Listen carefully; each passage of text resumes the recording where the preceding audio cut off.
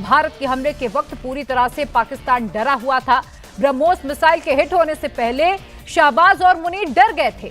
पाकिस्तान को यह लगा था कि भारत ने न्यूक्लियर अटैक कर दिया है।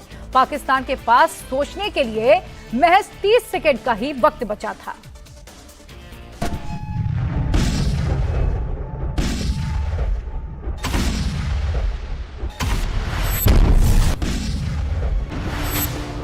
भारत ने पाकिस्तान को घर में घुसकर ऐसा मारा है कि जंग खत्म होने के बाद भी पाकिस्तानियों के अंदर भारत का डर खत्म नहीं हो रहा है।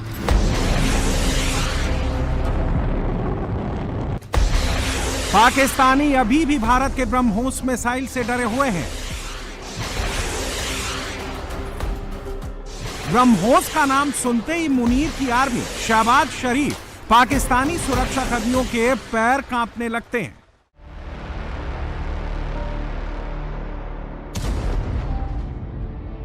9 मई की रात पाकिस्तान 30 सेकंड में खत्म हो जाता। अगर ब्रह्मोस के साथ भारत परमाणु बम दाग देता तो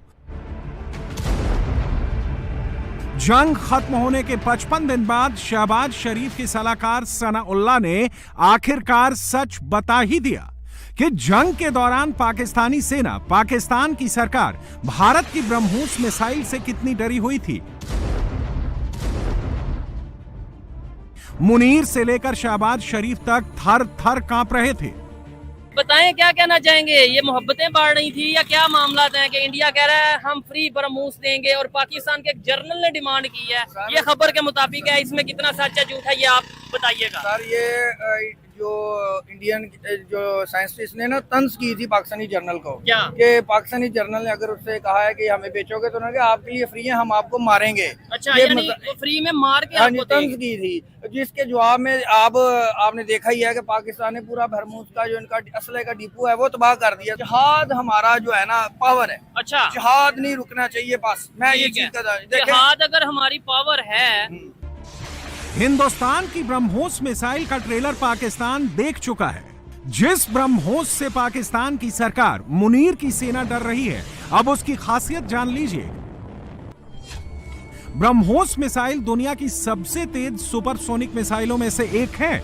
ब्रह्मोस मिसाइल करीब मैक 3 की स्पीड यानी आवाज से 3 गुना ज्यादा रफ्तार से वार करती है। BrahMos missile fire and forget technology पर काम करती है, यानी एक बार टारगेट को लॉक करके फायर कर दिया तो इसे कोई भी नहीं रोक सकता। इसकी रेंज 450 किलोमीटर है। यह 300 किलोग्राम तक के वारहेड ले जाने की क्षमता रखती है। इस मिसाइल को जल, थल, नभ कहीं से भी दागा जा सकता है।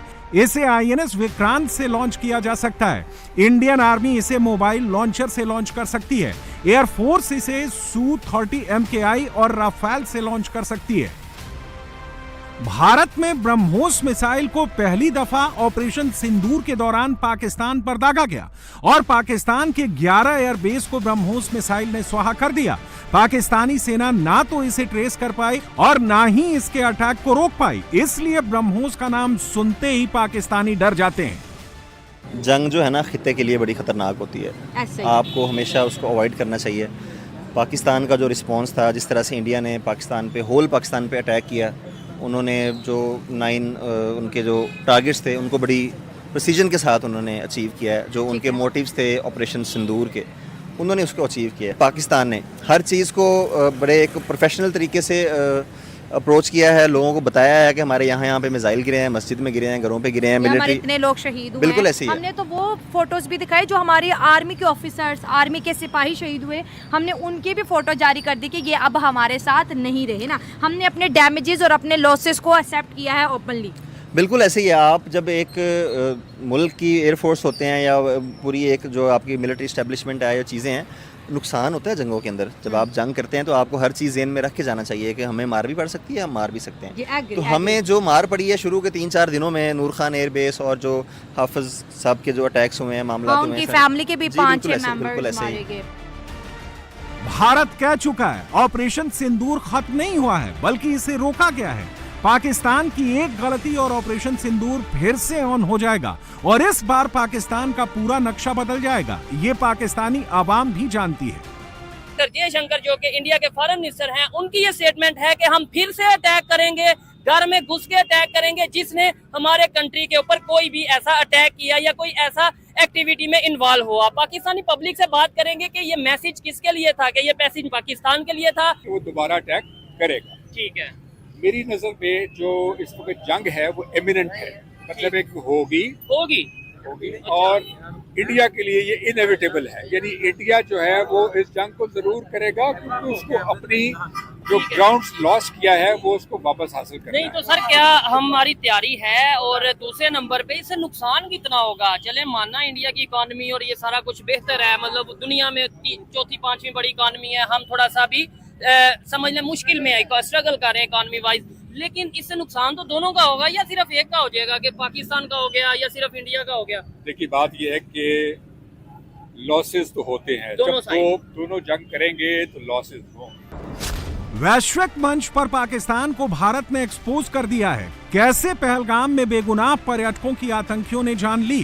टेरर कैंप में मौजूद आतंकियों के मारे जाने पर कैसे मुनीर की सेना की सरपरस्ती में आतंकी वहां जनाजे की नमाज पढ़वा रहे थे।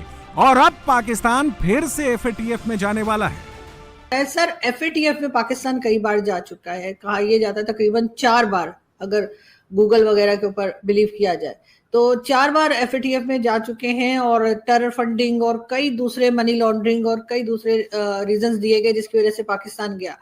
बार बार ये लश्कर तोयबा और इस तरह के कई ऑर्गेनाइजेशंस के बारे में ना सिर्फ ये कि पाकिस्तान के अंदर बात की जाती है, बल्कि भारत की तरफ से भी कई बार कहा गया है। आपके ख्याल से पाकिस्तान आखिर इसके ऊपर कार्रवाई क्यों नहीं करता, और हमें बार बार क्या शौक है कि हम FATF में चले जाएं, या फिर हमारे सर के ऊपर FATF की तलवार लटकती रहे? अच्छा देखिए, कार्रवाई तो हुई है, और वो कार्रवाई इस तरह से हुई है कि पहले तो ये जो टेरर आउटफिट्स थी ये खुलेआम असला लेके घूमती थी।